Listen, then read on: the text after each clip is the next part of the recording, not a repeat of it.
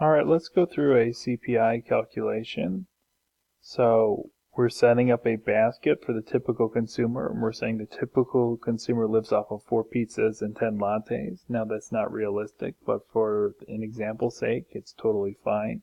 Notice the basket will be fixed. It'll be the same items every year for the calculation. So always 4 pizzas, and it'll always be 10 lattes. So let's set it up. We're going to do a CPI calculation for 2010, 2011, 2012. First step is we need to figure out the cost of the basket for each one of these years. So for 2010, the pizza is $10. So each pizza is 10. There's 4 of them in there. So that's $40 worth of pizza for 2010. Each latte is $2. There's 10 lattes. So 2 times 10 gives you 20. So the total basket cost for 2010 is $60. For 2011, it's $11 for the pizza now, times 4, plus $2.50 times 10, and you get a basket cost of $69. 2012, 12 times 4, plus 3 times 10 gives you a basket cost of $78 for 2012. Now note, none of these are actual CPIs yet. Remember, CPI means in reference to a base year or index to a base year, and we don't even know what the base year is yet. So these are just the basket costs and are not CPIs yet. Now we'll calculate the CPIs. So with the CPI, 2010 becomes the base, and let's do the setup. So the way you set up the CPI is what does it cost currently divided by what it cost in the base times 100. So the current year is 2010, so $60 for 2010 divided by what it cost in the base, which is also $60. It's the same year. Then times 100, and this gives you a CPI for the base year of 100.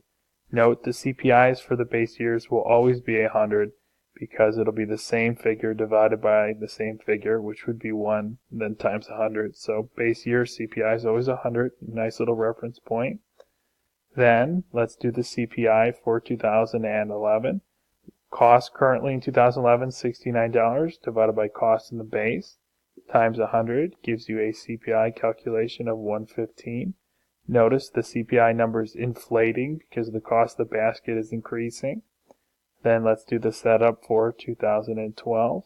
78 divided by what it costs in the base times 100 gives you 130. So you have the CPI calculations for 3 years, and then we use the CPI calculations to figure out the inflation rate. Remember that the inflation rate is really just a percent change in CPIs.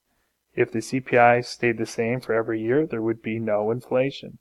But as you can see, because the basket cost is increasing, the CPI number increases, and then that'll show up as an increase in the overall prices or an inflation rate year to year. So let's do the inflation rate for 2011. When they say the inflation rate for 2011, what they're really meaning is compared to the previous year's prices, which would be 2010. So what was the inflation in 2011? Let's figure it out. CPI ended at 115. It was previously 100, divided by what it was previously, which is 100, times 100, gives you an inflation rate of 15%. So what does that mean? Prices in 2011 are 15% higher than 2010. Let's figure out the inflation rate for 2012. 2012 would be compared to the previous year, which would be 2011.